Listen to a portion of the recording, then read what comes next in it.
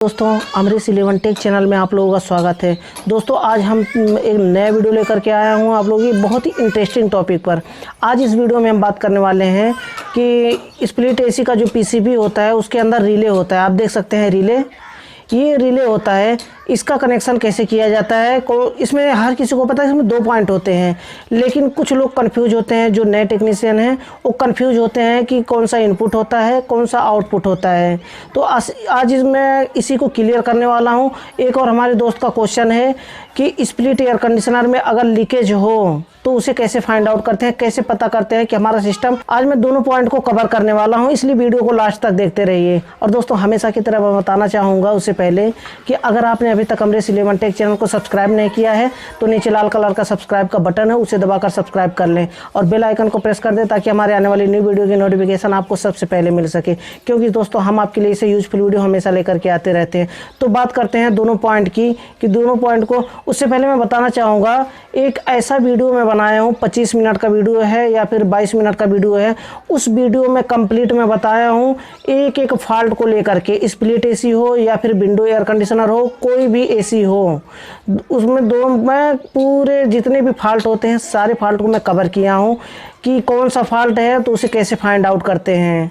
उस वीडियो को आपने नहीं देखा है, अगर उस वीडियो को आप देख लेंगे शुरू से लास्ट तक तो आप कोई भी फॉल्ट हो आपके एयर कंडीशनर में, चाहे विंडो एयर कंडीशनर हो या फिर स्प्लिट एयर कंडीशनर हो, आप एसी के सामने खड़े होकर के आप पहचान पाएंगे कि उस एयर कंडीशनर में क्या फॉल्ट है। उस वीडियो को अगर आपने नहीं देखा है तो आई बटन में फ्लैश हो रहा है, वहाँ से क्लिक करके उस वीडियो को देख सकते हैं, या फिर नीचे डिस्क्रिप्शन में लिंक मिल जाएगा, वहाँ से क्लिक करके उस वीडियो को देख सकते हैं। आज हम बात करने वाले हैं रिले के बारे में। रिले आप देख सकते हैं, ये होता है रिले जो कि स्प्लिट एसी के पीसीबी में लगा होता है। रिले जो कि कंप्रेसर को ऑन ऑफ करने में मदद करता है। कंप्रेसर को ऑन, पूरा आउटडोर बंद होता है, चालू होता है इसी की मदद से। तो इसमें इनपुट कौन सा होता है और आउटपुट कौन सा होता है, तो देखिए उसमें इनपुट और आउटपुट ऐसा कोई जो कंपनी बना के देती है रिले इसका नाम होता है रिले, जो कंपनी बना के देती है। उस रिले में एक पॉइंट में COM ऐसा करके लिखा होता है, उस पॉइंट से निकाल करके हम डायरेक्ट कंप्रेसर को देते हैं जो आउटडोर को सप्लाई जाता है। लेकिन जो नॉर्मली हम जो लोकल के, अब तो हमें जितने भी रिले आते हैं वो सारे ओरिजिनल नहीं होते हैं, कंपनी के नहीं होते हैं, लेकिन जो कंपनी के आते हैं उसमें COM करके लिखा होता है, वो सीधा आउटडोर को जाता है वहाँ से निकल करके। और जो दूसरा पॉइंट बचता है उसे हम इनपुट देते हैं और COM लिखा होता है उससे हम आउटपुट देते हैं। लेकिन कोई ज़रूरी नहीं है कि कभी कभी ऐसा भी होता है कि सिस्टम चाहे हम इधर से इनपुट दें चाहे आउटपुट दें, दोनों से काम चल जाता है। लेकिन कुछ रिले में ऐसा भी देखा हूँ, मेरे साथ ऐसा हुआ है कि अगर इनपुट और आउटपुट जो देते हैं, जो इनपुट और आउटपुट देते हैं, कभी कभी होता है कि गलत हो जाता है तो फिर सिस्टम हमारा स्टार्ट नहीं होता है, आउटडोर स्टार्ट नहीं होता है, आउटपुट सप्लाई नहीं देता है, इंडोर ही स्टार्ट नहीं होता है। तो उसमें क्या करें कि फिर से बदल दें, एक इनपुट सप्लाई और एक आउटपुट सप्लाई, दोनों को आपस में बदल दें, फिर हमारा सिस्टम स्टार्ट हो जाएगा। मेरे साथ ऐसा हुआ है इसलिए मैं आपको बता रहा हूँ। कुछ रिले ऐसा भी होता है कि चाहे इनपुट आप इधर दे दें चाहे आउटपुट इधर दे दें, किधर भी इधर उधर बदल सकते हैं। लेकिन कुछ सिस्टम है, कुछ रिले ऐसा होता है जिसमें आप इनपुट और आउटपुट सप्लाई जब करेक्ट देंगे तभी स्टार्ट होगा सिस्टम हमारा, नहीं तो नहीं स्टार्ट होगा।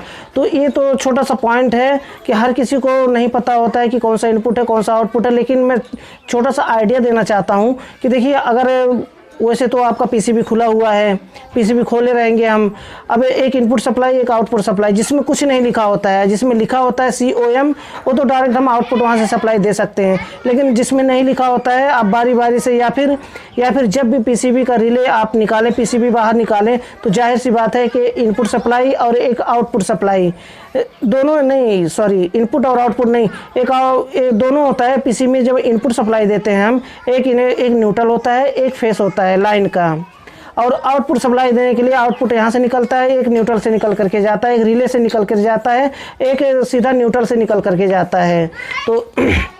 तो देखिए बहुत ही आसानी से आप चेंज कर सकते हैं और समझ सकते हैं। अगर फिर भी सिस्टम नहीं चला लगाने पर तो आपस में बदल दें, इनपुट से निकाल करके आउटपुट में लगा दें और आउटपुट से निकाल करके इनपुट में लगा दें, तो फिर सिस्टम स्टार्ट हो जाएगा। कभी कभी ऐसा होता है, मेरे साथ भी ऐसा हुआ है, इसलिए मैं आप लोगों को ये राय दे रहा हूँ कि इनपुट सप्लाई और आउटपुट सप्लाई अगर लगाने पर कभी भी सिस्टम स्टार्ट नहीं हो रहा है तो आपस में बदल दें दोनों पॉइंट को, इनपुट को आउटपुट में लगा दें, आउटपुट को इनपुट में लगा दें।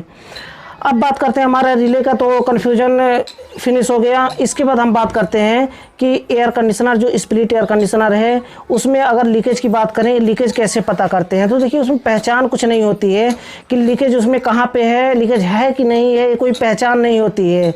लेकिन थोड़ा सा मैं बताना चाहूँगा, अगर सिस्टम आउटडोर में अगर आपका लीकेज है, आउटडोर में लीकेज है, तो उसे कैसे पहचान सकते हैं। वैसे तो एक तो सीधा हिसाब है कि अगर लीकेज है आपके सिस्टम में तो गैस तो ख़त्म हो जाएगा।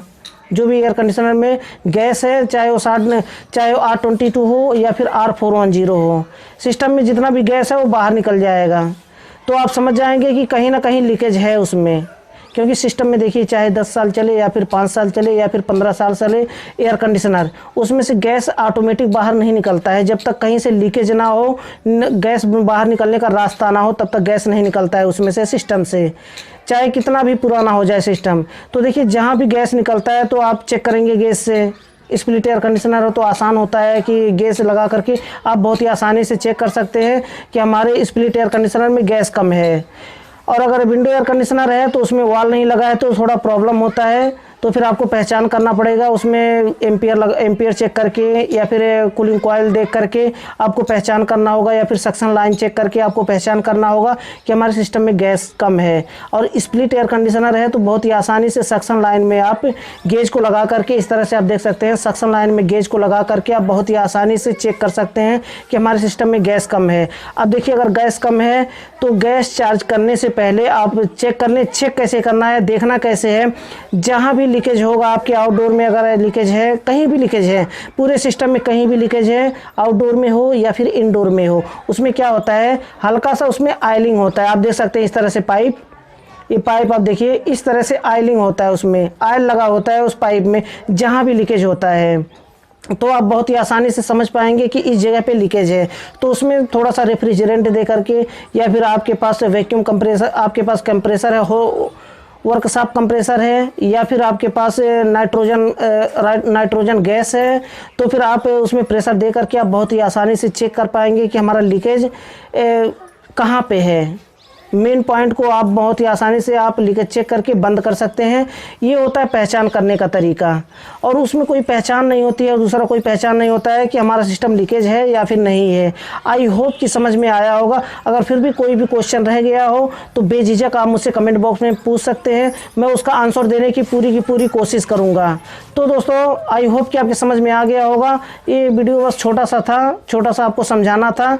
अगर वीडियो पसंद आए तो वीडियो को लाइक ज़रूर करें। और दोस्तों अगर आपने अभी तक हमारे सिलेवन टेक चैनल को सब्सक्राइब नहीं किया है तो नीचे लाल कलर का सब्सक्राइब का बटन है, उसे दबाकर सब्सक्राइब कर लें और बेल आइकन को प्रेस कर दें ताकि हमारे आने वाली न्यू वीडियो की नोटिफिकेशन आपको सबसे पहले मिल सके, क्योंकि दोस्तों हम आपके लिए ऐसे यूजफुल वीडियो हमेशा लेकर के आते रहते हैं। तो दोस्तों आज के लिए बस इतना ही था। अगले वीडियो में फिर जल्दी ही मिलते हैं एक नया टॉपिक के साथ।